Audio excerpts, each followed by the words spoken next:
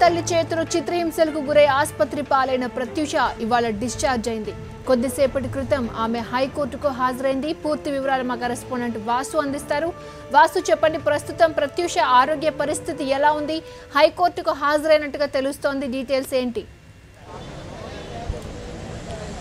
క్రాంతి, ఏదైతే ఎల్బీ నగర్లో చౌతల్లి పేతులో కూడా చిత్రహింసలకు గురై ఆ తర్వాత గ్లోబల్ హాస్పిటల్లో చికిత్స పొందుతూ కొద్దిసేపటి క్రితమే ప్రత్యూష ఆసుపత్రి నుంచి డిశ్చార్జ్ అయింది. ప్రస్తుతం అంటే ఈరోజు హైకోర్టులో ప్రధాన న్యాయమూర్తి ఛాంబర్లో కూడా 1 గంటకు హాజరుపరచాల్సిన నేపథ్యంలో కూడా ఎల్బీ నగర్ పోలీసులు కొద్దిసేపటి క్రితమే గ్లోబల్ హాస్పిటల్ నుంచి హైకోర్టుకు తీసుకెళ్లారు. మరి కాసేపట్లో చీఫ్ జస్టిస్ ముందు కూడా ఆ ప్రత్యూషను హాజరుపరుచున్నారు. ఎందుకంటే ప్రత్యూష ఆలనా పాలన సంబంధించి కావచ్చు, తర్వాత చదువుకు సంబంధించి కావచ్చు, తర్వాత ఇప్పుడు ప్రారంభించబోయేటువంటి పునర్జీవనానికి సంబంధించినటువంటి ఏ విధంగా ఉండాలి, ఎక్కడ ఉండాలి, తన జీవితం నెక్స్ట్ ఏ విధంగా ఉండాలనేది కూడా ఇప్పటికే ముఖ్యమంత్రి కేసీఆర్తో పాటు అనేక మంది రాజకీయ నాయకులు కూడా గ్లోబల్ హాస్పిటల్లో చికిత్స పొందుతున్నటువంటి ప్రత్యూషను పరామర్శించిన నేపథ్యాన్ని మనం చూసాం. ప్రత్యూష ఆలనా పాలన సంబంధించి తెలంగాణ ప్రభుత్వం, తెలంగాణ ముఖ్యమంత్రి కుటుంబ తన రెండో కూతురుగా కూడా అవసరమైతే ప్రత్యూషను చూసుకుంటానని కూడా, అవసరమైతే తన ఇంట్లో ఉండాలని కూడా ముఖ్యమంత్రి కేసీఆర్ చెప్పిన నేపథ్యంలో కూడా హైకోర్టు స్పందించింది. హైకోర్టు కూడా ఈ కేసును సుమోటోగా స్వీకరించింది. మొత్తం ఇలాంటి ప్రత్యూషలు ఎవరున్నా కానీ తమ దృష్టి తీసుకురావాలని గతంలో చెప్పిన నేపథ్యంలో కూడా ప్రత్యూషను 1 గంటకి ఈరోజు హాజరుపరచాలని చెప్పిన పరిస్థితుల్లో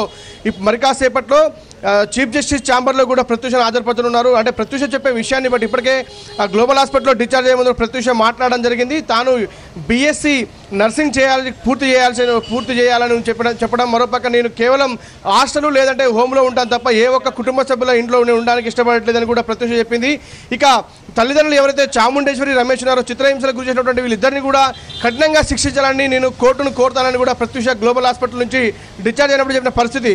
అంటే దీన్ని బట్టి చూస్తుంటే నెక్స్ట్ తదుపరి ఆ ప్రత్యూష భౌతల్యం అంటే తర్వాత ఏ విధంగా తన జీవనం పునర్జన్మ వచ్చినటువంటి ఈ జీవితాన్ని ఏ విధంగా గడపాలి, ఏ విధంగా ప్రశాంతంగా జీవించడానికి హైకోర్టు ఎలాంటి ఆదేశాలు జారీ చేయబోతుంది, ఆమెను ఎక్కడ ఉండాలో జిల్లా కలెక్టర్, రంగారెడ్డి జిల్లా కలెక్టర్ కూడా మరి కాసేపట్లో హైకోర్టు చేరుకుని ఉన్నారు. ఇక ప్రభుత్వం తరపు నుంచి కూడా అడ్వకేట్ జనరల్ కూడా ఆ కోర్టులోనే ఉన్న పరిస్థితుల్లో కూడా మొట్టమొదటిసారిగా చీఫ్ జస్టిస్ ఛాంబర్లో ప్రత్యూషతో పర్సనల్గా కూడా చీఫ్ జస్టిస్ మాట్లాడతారు. అనంతరం ప్రత్యూష ఒక ఒపీనియన్ తీసుకుంటారు.